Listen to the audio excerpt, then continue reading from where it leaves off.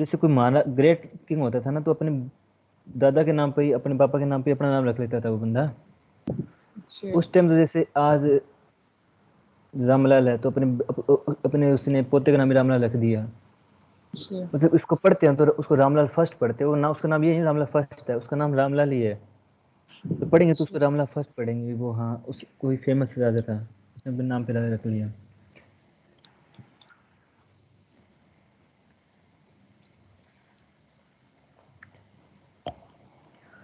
भी एक बंदा मिस है।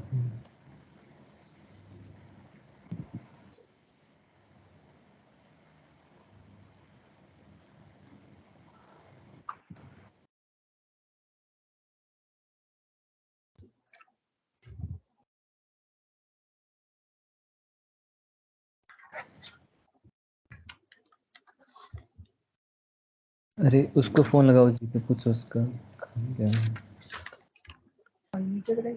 प्रियंका से, हाँ है नहीं, वो ऑनलाइन नहीं है।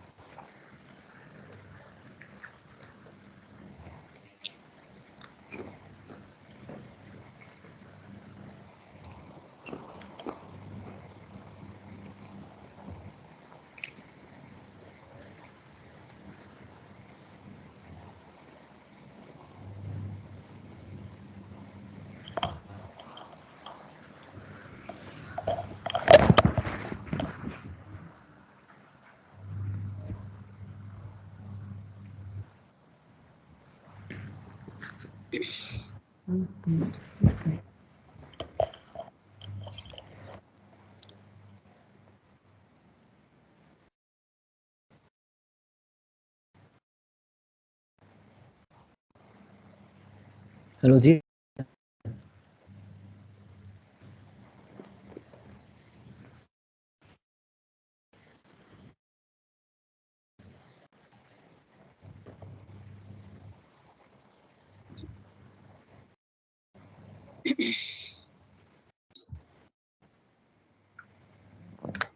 Hello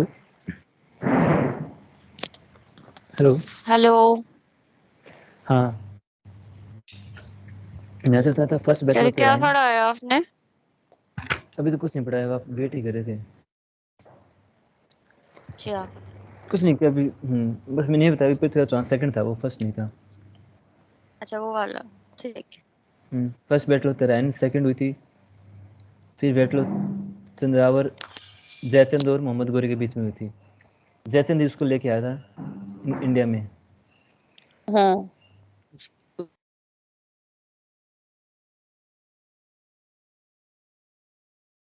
hello. Hello. Hello.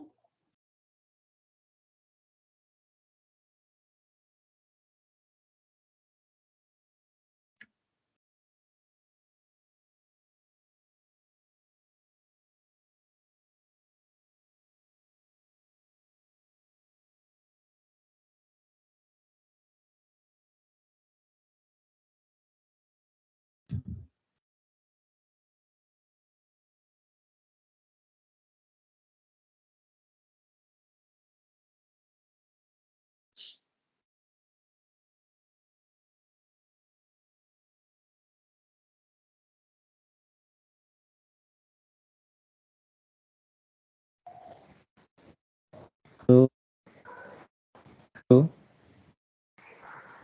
Hello. Hello. वो नेटवर्क अचानक छूट गया यार। मोहम्मद गोरी अपने साथ गुलामों को लेके आया था, पृथ्वी चौहान को हरा के पृथ्वी चौहान को लेके अफगानिस्तान और खुद लेके इंडिया, खुद अपने गुलाम छोड़ दिया उसने कुतुबुद्दीन ऐबक को इंडिया में। कुतुबुद्दीन ऐबक गुलाम था तो उसने गुलाम डायनेस्टी की स्थापना की, स्लेव डायनेस्टी, हाँ 1206 से लेकर 1290 तक। हाँ मैंने वो क्वेश्चन था ना, उसमें लिखा हुआ था कुतुबुद्दीन ऐबक ने कौन सी डायनेस्टी स्थापना की थी, लास्ट में पूछा था, तो स्लेव स्लेव डायनेस्टी थी। डायनेस्टी। हाँ, इसके बाद आई थी तुगलक, 1320 से 1300, नहीं सॉरी, उसके बाद आई तुगलक, खिलजी, खिलजी 1290 से 1320 तक। तुगलक ये दिल्ली हिस्ट्री पढ़ा था ना, तुगलक वाला, तुगलकाबाद किला बनाया था, हाँ तुगलक के बाद से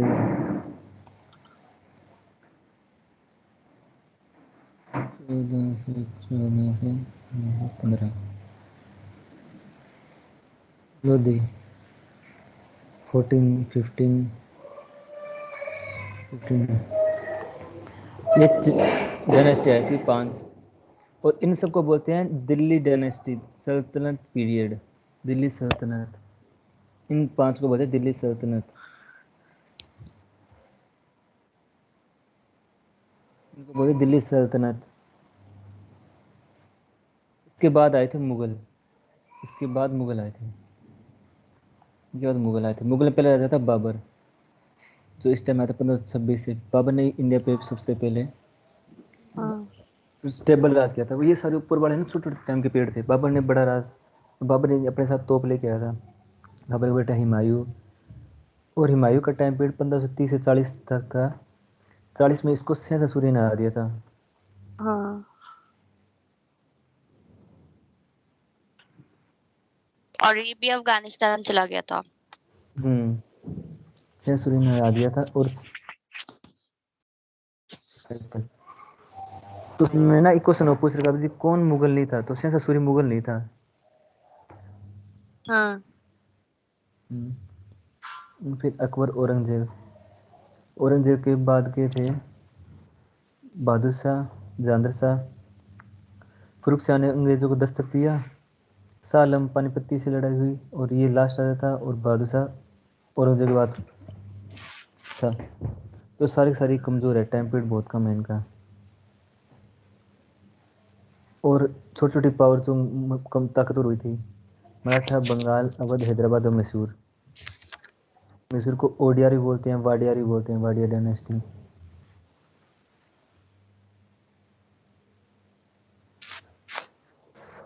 फिर ब्रिटिश भारत में आ गए अंग्रेज,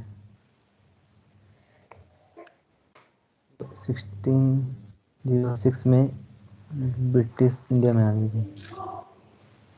और ब्रिटिश में जो वास्को डी गामा आया था, वो ब्रिटिश नहीं था, वो पुर्तगाल का था, पुर्तगाल का नागरिक था। 1898 का आया था ये।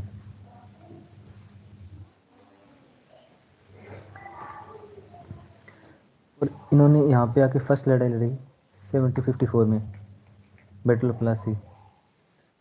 फिर इसके बाद second third battle of Panipat 1764, Buxar. याद है ना ये? हेलो।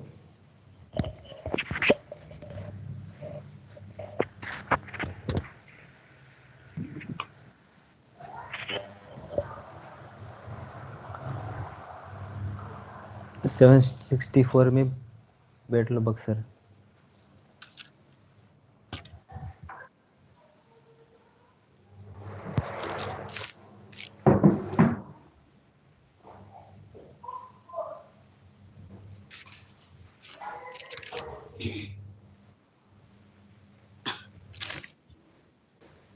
देखो, पानीपत प्लासी लड़ाई हुई थी यहाँ पे, तो उन्होंने यहाँ तक ये बंगाल यहाँ तक था, तो इस लड़ाई से इतना उन्होंने इतना एरिया जीत लिया, इतना एरिया अंग्रेजों ने। और बक्सर था यहाँ पे, बक्सर तक के बॉर्डर तक पहुँच गए थे। बक्सर लड़ाई में उन्होंने इतना एरिया जीत लिया था। तो फिर इलाहाबाद की संधि की उन्होंने, ट्रीटी ऑफ इलाहाबाद, ये यहाँ पे की थी, इलाहाबाद यहाँ पे है, मतलब यहाँ तक आ गए थे अंग्रेज। अब बच गया अवध और मुगल। तो अंग्रेजों ने आगे से आगे कैप्चर किया एरिया से। और बक्सर लड़ाई, बैटल ऑफ बक्सर के बाद 1 साल के बाद इलाहाबाद ट्रीटी हुई थी, संधि हुई थी। इसमें क्या था, जितना भी इस एरिया का टैक्स कलेक्शन है सारा हम इकट्ठा करेंगे, अंग्रेजों ने बोल दिया। तो वे सिर्फ बिजनेस कर रहे थे, कमाई कर रहे थे। अब टैक्स, इंडिया के किसानों का टैक्स खुद ले रहे थे, वो कोई हक ही नहीं था, फिर भी वो ले रहे थे। और जो जो राजा हार गए उन्होंने सब्सिडी अलायंस साइन कर दिया, इतना राजा हारते गए। देखो सब्सिडी अलायंस इसके साथ नहीं किया साइन, यहाँ पे बंगाल के साथ, बंगाल पे तो पूरा कब्जे कर लिया, यहाँ पे तो राजा तो हटा ही दिया, और यहाँ पे भी हटा दिया था बक्सर के। पहला सब्सिडी अलायंस साइन किया था अवध के साथ, अवध था यहाँ पे राजा अवध। उसके बाद पहली बार अंग्रेजों ने सब्सिडी अलायंस साइन किया था, अब हमारे गुलामों के नीचे काम करोगे, हम आपको बताएंगे। अब ऊपर के एरिया अंग्रेजों ने जीत लिया, ये बड़ा एरिया यहाँ तक आ गए थे, अवध तक उन्होंने सब्सिडी साइन अलायंस कर लिया था। और कुछ लड़ाई में उन्होंने ये भी जीत लिया था, उत्तरी सरकार को भी जीत लिया था, कर्नाटक को भी जीत लिया था। मराठा बहुत ताकतवर थे, उनसे जीते थे नहीं। और ये राजपूत थे ना, उन्होंने सब्सिडी अलायंस साइन कर दिया, अभी हाँ हम आपके साथ हैं। और ये पहाड़ी है, यहाँ पे कोई इतनी बड़ी डायनेस्टी नहीं थी। इंडिया में मेन तो थी यहाँ मराठा, यहाँ पे मैसूर, और यहाँ पे हैदराबाद का निज़ाम था। हैदराबाद के साथ भी सब्सिडी अलायंस साइन कर दी। पैर था, सिख उस टाइम इतने ताकतवर नहीं थे, सिंह का पैर, सॉरी यहाँ पे नहीं, सिख का पैर इतना था, इतना बड़ा, पंजाब आज का इतना। मेन जिनके साथ सबसे आगे लड़ाई होगी वो मैसूर और मराठा दो के साथ लड़ेंगे मेन। और मैसूर के साथ पहली लड़ाई 1767 या 69, टाइम देख रहे हो, रेगुलर लड़ाई लड़ी है ये बैटल। फिर ये टाइम पीरियड ना याद रखो तो ऑर्डर तो दूसरा रखना भी, ये ऑर्डर में इस टाइम में लड़ाई हुई थी, याद है फर्स्ट बे।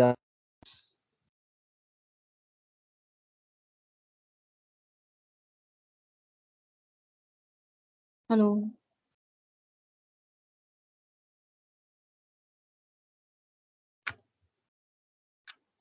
अंग्रेजों ने लास्ट लड़ाई ये मराठों के साथ लड़ ली, और 1813 तक उन्होंने लगभग इंडिया पे कब्जा कर लिया था। इंडिया पे कब्जा पूरा होता ही इंग्लैंड ने ईस्ट इंडिया कंपनी को अपने अंडर में ले लिया। एक चार्टर एक्ट आया 1813 में, अंग्रेजों ने ईस्ट इंडिया कंपनी को अपने अंडर में ले लिया, भी हमारे अंडर में ये काम करेंगे भैया, खुद की ऑटोनॉमी कुछ नहीं हुई। और उसके बाद अंग्रेजों ने भारत में डायरेक्ट भारतीय मैन्युफैक्चरिंग बंद कर दी, किसानों की कंडीशन भी पूरी कर दी। और शोषण तो 1757 में स्टार्ट हो गया था, अंग्रेज टैक्स लेना शुरू कर दिया 1757 में। अंग्रेजों ने प्लासी युद्ध के बाद टैक्स इंडिया शुरू लेना कर दिया था, टैक्स बहुत ज़्यादा था, किसान तो उस टाइम मरने लग गए थे। 1757 में किसान दुखी हो गए, उन्होंने 1857 तक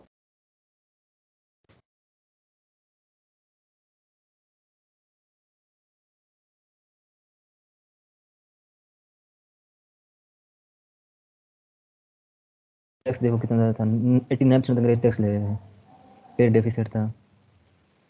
और अंग्रेजों के 100 साल में लोग 3 करोड़ लोग उस टाइम मर गए थे, इतना ज़्यादा टैक्स।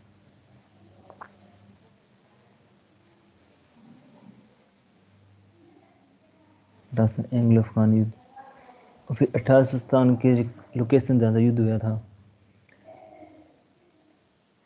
एक बहादुर से लड़ रहा था दिल्ली से, नाना साहब कानपुर से, बेगम हजरत में लखनऊ से, कुंवर साहब बिहार, मुलावी अहमदुल्ला फिरोजाबाद हरियाणा, रावतुल्ला राव, ये सारे लड़ रहे थे अंग्रेजों से 1857 क्रांति में। क्रांति बैरकपुर से स्टार्ट हुई, बंगाल से मेरठ होते हुए दिल्ली और कानपुर ख़त्म हो गई।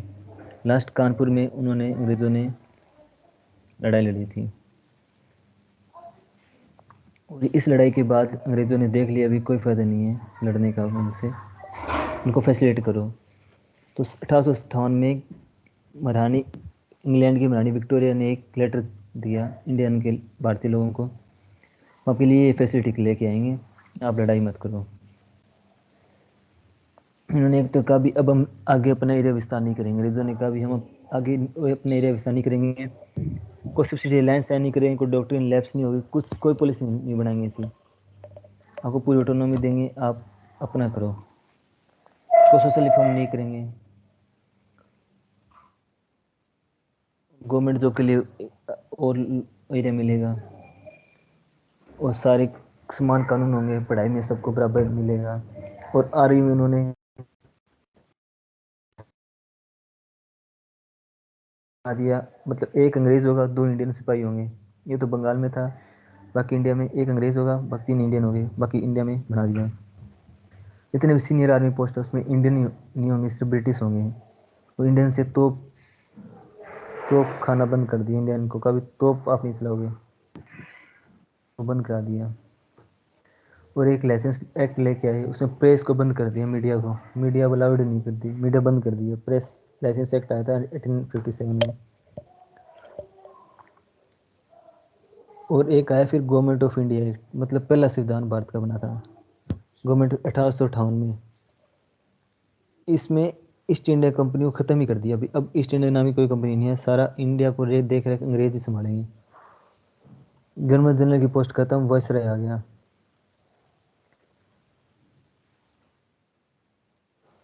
और ये तो है संविधान हमारा, Indian government of India act. फिर आता है इंडियन काउंसलिंग एक्ट, ये हमारी लेजिस्लेटिव है, मंत्री परिषद, मंत्रिमंडल, जो स्टार्टिंग में बना तब उसमें 4 मेंबर थे मंत्रिमंडल में, फिर 1982 तक बढ़ के 45 मेंबर हो गए, 45 मेंबर।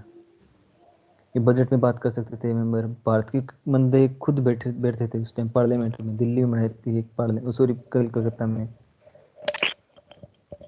बजट में बात कर सकते थे, टैक्स में बात कर सकते थे। 18 क्रांति के बाद एक नेशनलिस्ट भी स्टार्ट हो गया था, लोग नेशनल राष्ट्रवादी बनने लग गए थे। और कांग्रेस की स्थापना से पहले कुछ ग्रुप बन गए थे आज़ादी 18 के बाद, पहले पहले तो 1800 ये आज़ादी के लिए नहीं लड़ रहे थे, ये सिर्फ राइट के लिए लड़ रहे थे। 1906 तक उनको आज़ादी का पता ही नहीं था, सिर्फ हमें राइट मिल जाए, अंग्रेज हमारे ऊपर सह रहे पर हमें राइट मिल जाए।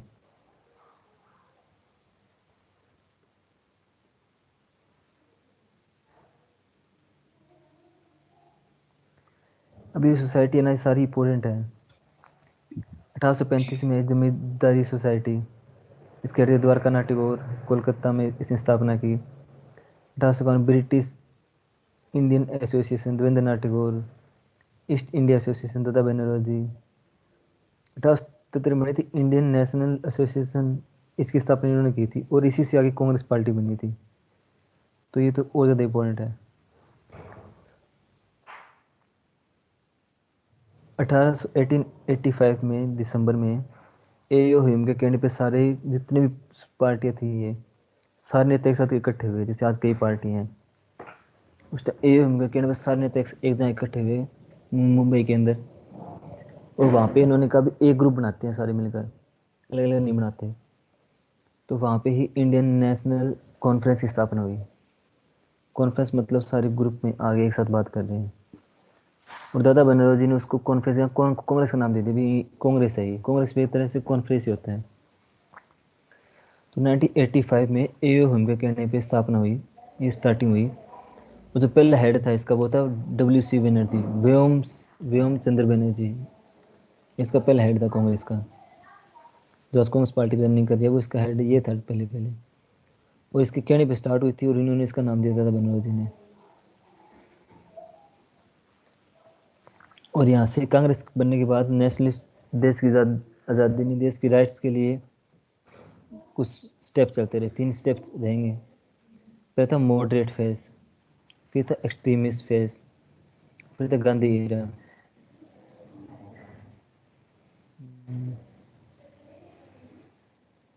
हम्म। 3 फेज में आज़ादी की लड़ाई पढ़ते हैं अपन देश को। पहला था मॉडरेट फेज, इस फेज के लोग सोचते भी हमें अंग्रेजों से लड़ना नहीं है, उनको समझाना भी हमें राइट दे दो, ये चीज़ हमारे लिए कर दो, ऊपर अंग्रेज हमारे राज करेंगे पर नीचे हमें राइट दे दे, कुछ हमें खुद ओपन हैंड दे दे, इंडियन हिल चलाएंगे देश को। तो यहाँ पे मांग करते थे स्वराज की। स्वराज मतलब खुद का राज हो हमारा इंडिया में। अब ऊपर से काम करो, अपने बंदे रख लो, पर हमें इंडिया में हम खुद के राज करेंगे, ये बहुत ही स्वराज चाहिए हमें। तो इसमें नेता कौन कौन से थे? ए ह्यूम एक आईएएस ऑफिसर था इंग्लैंड का। ये रिटायर होने के बाद इंडिया में रहने लग गया था, इंग्लैंड वापस नहीं गया।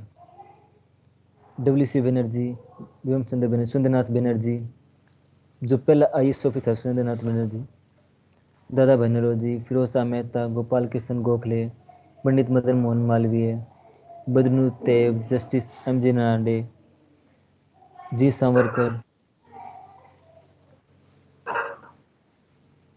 जी सुब्रमण्यम अय्यर। हाँ, ये थे मॉडरेट फेस के।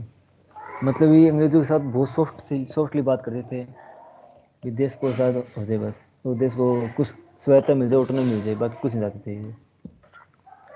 ये मॉडरेट फेस थे। इसमें सबसे बड़ा तो बंदा था दादा बनर्जी था, इसको ग्रेट ग्रैंड ओल्ड मैन भी बोलते हैं इन्हें। ग्रेट ग्रैंड ओल्ड मैन, सबसे बूढ़ा आदमी, उस टाइम बहुत उम्र थी इनकी। एक ओल्ड मैन अलग है, एक ग्रेट ग्रैंड ओल्ड मैन अलग है, दो बंदे अलग अलग हैं।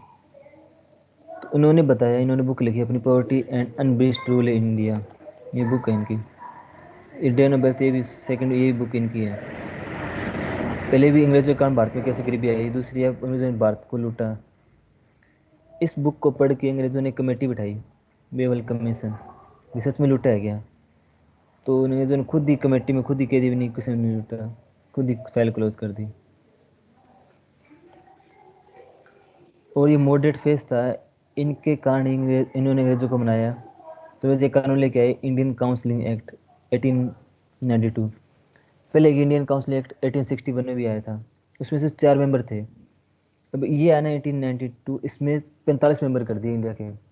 45 मेंबर होंगे, सदस्य होंगे, जो पहले ओनली स्टार्टिंग में 4 थे। मतलब आज संसद में अपने लगभग कितने बैठे हैं? 800-900 बंदे बैठे हैं, रिप्रेजेंट कर रहे हैं इंडिया को। पहले 4 बंदे बैठे थे, उसके बाद इनके कोशिश से 45 बंदे हो गए। इंडियन काउंसिल एक्ट मेंबर को बढ़ा दिया, मेंबर 45 हो गए। और इन्होंने कहा भी गवर्नमेंट जो और ज़्यादा लोगों को लेके आएंगे। ये था मॉडरेट फेस यहाँ तक।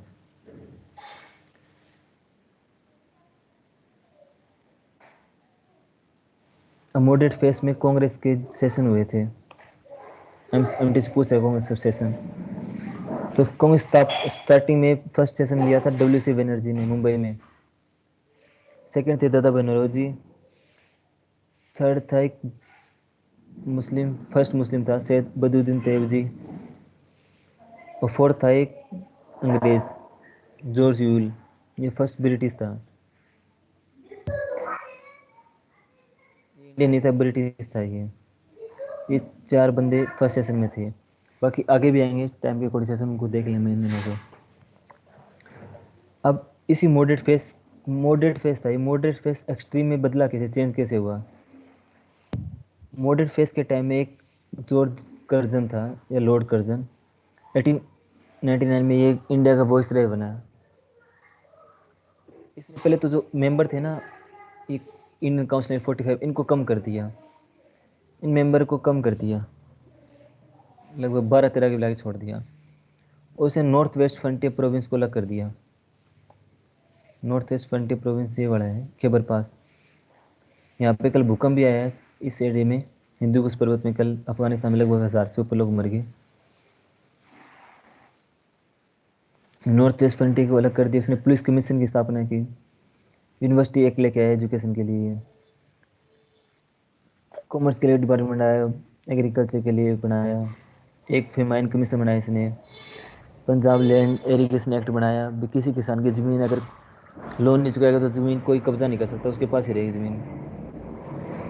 और इसने 1905 में एग्री खेती के लिए एडवांस टेक्निक लेके आया। जो आज के टाइम हमारी पुरानी बिल्डिंग है, लाल किला, उन पे लिखा होता है ASI, archaeological survey of India, भारतीय पुरातत्व विभाग, उसकी स्थापना इसने की। इस एडिशन को लेके आया। आज के टाइम इसको बोलते हैं देशद्रोह कानून, राजद्रोह या देशद्रोह बोलते हैं, IPC 124A। ये कानून ये लेके आया। और सबसे मेन काम किया इसने, बंगाल को दो भाग डिवाइड कर दिया। ये बंगाल है, इतना इतना बड़ा था पहले बंगाल, इतना बड़ा था बंगाल। इसको इसने दो भाग डिवाइड कर दिया, वेस्ट बंगाल को अलग कर दिया इसने, ईस्ट बंगाल को अलग कर दिया ये वाला। और क्योंकि यहाँ पे मुस्लिम ज़्यादा थे, यहाँ पे हिंदू ज़्यादा थे, तो इसने फूट डालने के लिए मुसलमान हिंदुओं में फूट डालने के लिए इसने अलग कर दिया। और मुसलमानों को लगा भी हम अलग हो गए तो हम अलग देश भी बना सकते हैं, तो यहाँ से एक पार्टी बनी मुस्लिम लीग, मुस्लिम लीग। देश की आज़ादी तक सिर्फ दो ही पार्टी मेन थी, इंडिया की थी तो कांग्रेस, अंग्रेज मुसलमानों की थी मुस्लिम लीग। तो यहाँ से मुस्लिम लीग पार्टी बनी थी। इसने बंगाल को, ये पेपर पूछ रहा था बंगाल को किसने डिवाइड किया था, तो लॉर्ड कर्जन ने बंगाल को डिवाइड किया था। और बंगाल वापस भी ऐड कर दिया था, पर वापस ऐड हुआ नहीं, मतलब जो अलग ही रहा। तो लॉर्ड कर्जन के इस काम की कहानी इतना ज़्यादा डिस्ट्रक्शन के कारण जो मॉडरेट थे ना, वो अब एक्सट्रीम में बदल गए भी, ये तो हमें नुकसान कर रहे हैं, हार्म पहुंचा रहे हैं। तो जो इसके बाद का टाइम बोलते हैं 1986-1916, ये बोलते हैं एक्सट्रीमिस्ट फेस, उग्रवादी। अब इसमें लड़के चीज़ें लेंगे भी, अब हम प्यार से नहीं बात करेंगे, जैसे हम लड़के चीज़ें लेंगे। बाल गंगाधर तिलक इसके नेता थे लोग, और कौन कौन थे, लाल बाल पाल, बंग गंगाधर तिलक, लाला लाजपत राय, बाल बिपिन चंद्र पाल, ये इसके नेता थे। इन्होंने अंग्रेजों से बात डायरेक्ट ना करके अंग्रेजों के खिलाफ रह गए, कोशिश की भी लड़के लेंगे।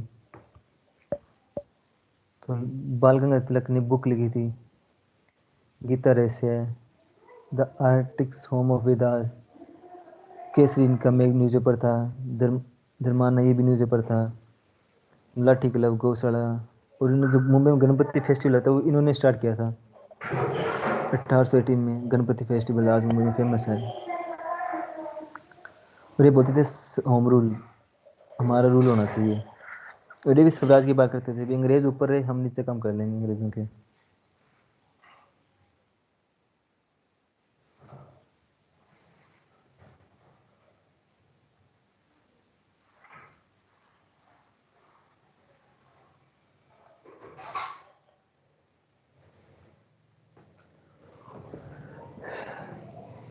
इसके बाद आया गांधी फेस, गांधी इरा, ये इंपॉर्टेंट है।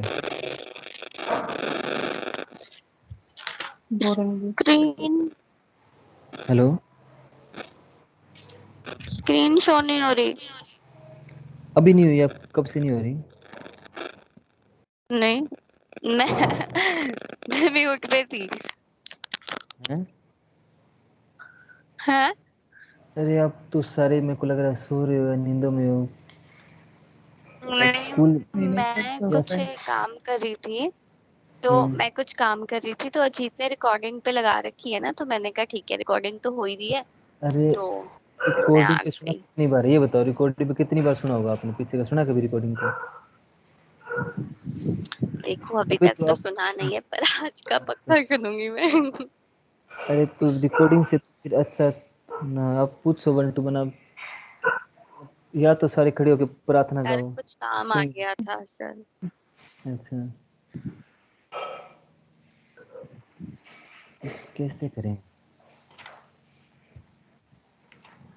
चलो कोई नहीं अभी सर, हम आपको ही ले जाएंगे एग्जाम दिला देने के लिए। हम्म, चलेंगे चलेंगे, यहाँ पे भी चलेंगे। अभी अजीत कहाँ गया अजीत? हाँ सर, अब देखो यही है। अजीत अजीत, आओ।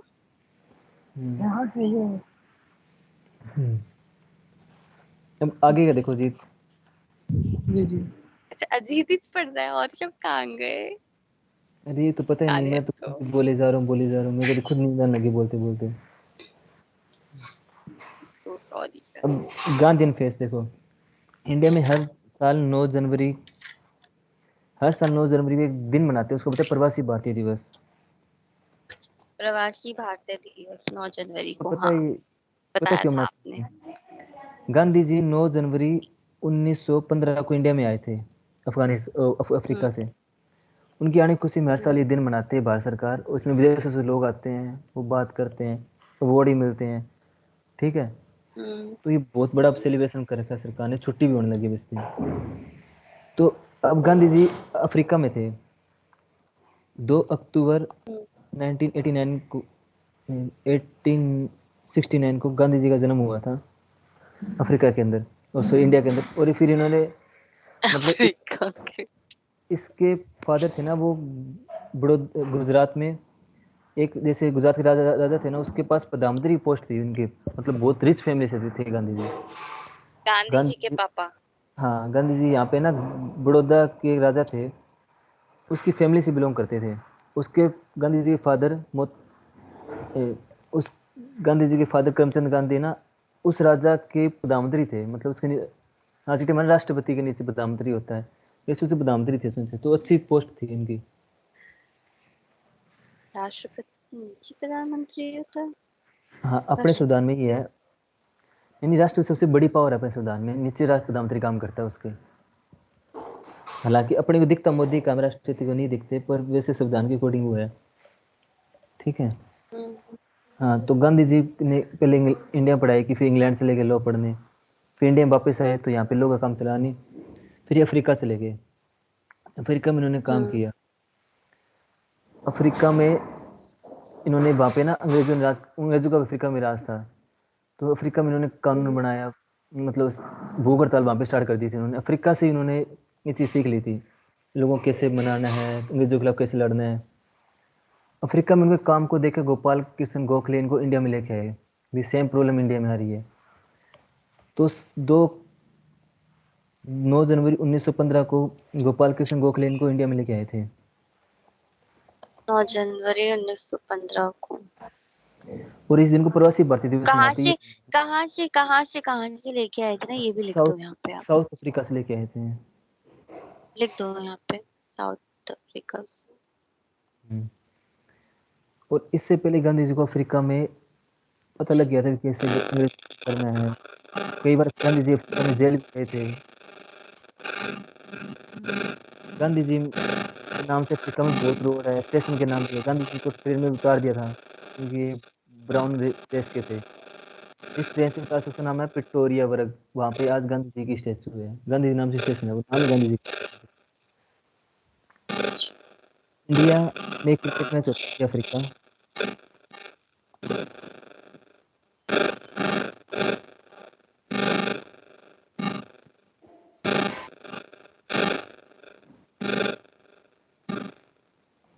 गांधी जी के नाम से एक ट्रॉफी लॉन्च करती है। गांधी ट्रॉफी। हम्म। पहले इसका नाम गांधी ट्रॉफी था, उसको फ्रीडम ट्रॉफी कर दिया। गांधी जी के नाम से है ट्रॉफी है, गांधी मंडेला ट्रॉफी। तो इंडिया अफ्रीका मैच होता है, किसी को पता, तो ये गांधी जी के नाम से ट्रॉफी है ये क्रिकेट मैच की। अब क्या नाम किया? और इसका freedom freedom trophy. Freedom trophy कर दिया, पहले गांधी जी के नाम से थी। इसका भी नाम अब अभी चेंज किया है। ये कोई बेस्ट खेलता है या अच्छा स्कोर बनाता है टेस्ट क्रिकेट में, तो उसको ये ट्रॉफी मिलती है। ओके। तो लगभग 64 देशों में गांधी जी के नाम से रोड, रेलवे, कुछ ना कुछ चीजें हैं। हम्म।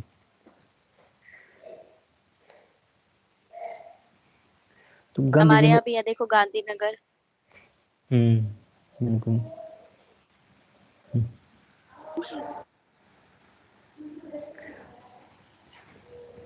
अब इसमें देखो, गांधी जी इंडिया में आ गए थे। उसके बाद है ना, गांधी जी ने पहला एक अपार हेड वर्ड सुना किसी ने? अपार हेड, नहीं। ब्लैक व्हाइट के जो डिफरेंस करते हैं उसको बोलते हैं अपार हेड। गांधी जी ने इंडिया के सबसे पहले जो हैं, किसका डिफरेंस? किसका जो ब्लैक डिफरेंस? ब्लैक व्हाइट के डिफरेंस करते हैं, भी ब्लैक है ये व्हाइट है, उसको डिफरेंस करते हैं ना, उसको अच्छा बोलते हैं अच्छा। अपार हेड, इस वर्ड को। अपार हेड। हाँ, तो गांधी जी ने इंडिया के सबसे पहले, गोपाल कृष्ण गोखले ने कहा भी आप पहले ना इंडिया में 2 साल घूम लो, कुछ मत करो, 2 साल घूम लो। तो गांधी जी पूरे इंडिया में 2 साल घूमे थे पैदल, और 30,000 किलोमीटर घूमे थे। तब उन्होंने देखा इंडिया की कंडीशन, अफ्रीका से बुरी थी इंडिया की कंडीशन। तो उन्होंने इंडिया के सबसे पहले अपार हेड आंदोलन किया था। मतलब काले गोरे का भेदभाव के लिए। अब कई बार पूछते हैं ना क्वेश्चन में कि गांधी जी का फर्स्ट आंदोलन कौन सा था?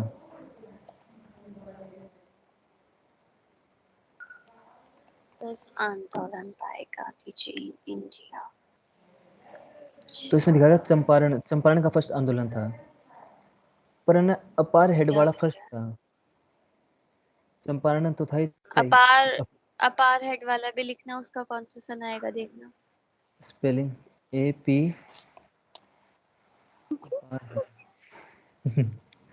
ADO आया लिखा हुआ।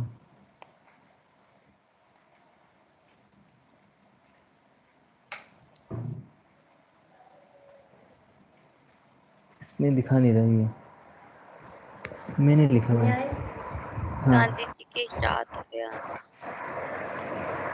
इसमें नहीं दिखा रहा, वो मैं बता रहा हूँ। अगर आ जाए तो एक पहला न्यूज इसमें दिखाते हैं चंपारण। गांधी जी इंडिया आके चंपारण सत्याग्रह किया था पहले। सत्याग्रह का मतलब ये नहीं होता भी सच पे चलो, सच का साथ दो। इसका मतलब होता है भी अपने आप को सच बना के रखो, सामने वाला कैसे भी आपके साथ कुछ भी करे, खुद को एक तो हिंसा के रास्ता नहीं अपनाना, शांति से रहना, लड़ना नहीं। सामने वाला अगर आपको कितना भी टॉर्चर करे, जेल में डाले ना, तो भी जेल में चले जाना, पर उनसे लड़ना नहीं। गांधी जी मानते थे सत्याग्रह का मतलब ये होता है ना कि सच बुलाओ, ये नहीं होता। ठीक है। तो एक चंपारण क्या है, एक एरिया है बिहार के अंदर। ये जो है ना आज के टाइम, ये वो जो ये एरिया है इतना, इसको बोलते हैं चंपारण। जो दो डिस्ट्रिक्ट हो गए पहले, ईस्ट चंपारण, वेस्ट चंपारण। तो यहाँ पे क्या थे, अंग्रेज किसानों से इंडिगो उगाते थे, इंडिगो बोलते हैं नील को, और अपनी मर्जी से खरीदते थे। तो गांधी जी के पास एक बंदा आया, उसने गांधी जी को बताया कि हमारे साथ ये हो रहा है। तो गांधी जी ने कभी चंपारण का नाम ही नहीं सुना था, इसके साथ चंपारण चले गए। और यहाँ पे जाके गांधी जी ने कहा आप नॉन कोऑपरेशन की मूवमेंट अपनाओ। नॉन कोऑपरेशन सुना कभी नाम? नॉन कोऑपरेशन मतलब अंग्रेजों को कोऑपरेट सुना मत तो करो। है। इसका मतलब होता है भी कोऑपरेशन मत करो उनके साथ, कोऑपरेट मत करो, उनको सपोर्ट मत करो आप। वो जो कहे ना उनकी बात मत मानो। नॉन हाँ, NON। उनकी बात मत मानो। इनका पहला नॉन कोऑपरेशन मूवमेंट था चंपारण सत्याग्रह। नॉन कोऑपरेशन मतलब ये है भी मैं आपको सपोर्ट ना करूँ, आप मेरे को सपोर्ट ना करो। अगर वो टैक्स मांगे तो टैक्स मत दो, जो वो कहे वो काम मत करो, उनका कपड़े मत यूज करो, उनको बाइकआउट कर दो। तो गांधी जी का पहला नॉन कोऑपरेशन था चंपारण सत्याग्रह। गांधी जी ने कांग्रेस के किसानों को कि आप नील की खेती मत करो, छोड़ दो नील की खेती। आप अगर सपोर्ट मत करो, तो लड़ना मत, अगर आए भी ना मार दे, तो 10 आएंगे तो आप 100 खड़े हो गए, 100 आएंगे तो 1000 खड़े हो गए, जेल में डाल दिया ना, नहीं करेंगे, लड़ना नहीं। हेलो, हेलो, ये सोच आवाज में बड़ी डिस्टरबेंस हो रही है सर। सारी कोशिश।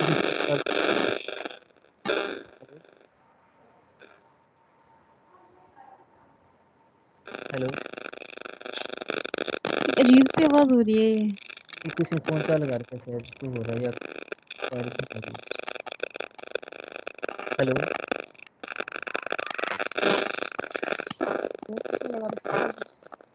हेलो, ये मेरे को ही आ अजीब। रही है क्या और किसी को नहीं आ नहीं रही? नहीं अरे आ रही है, अब बंद होगी। हाँ। आ रही आ रही। हम्म। हाँ, गांधी जी का फर्स्ट था चंपारण, ये नॉन कॉर्पोरेशन ये था फर्स्ट 1906।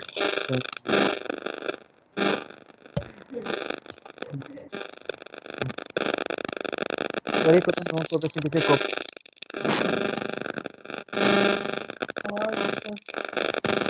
सो वॉइस नहीं आ रही है।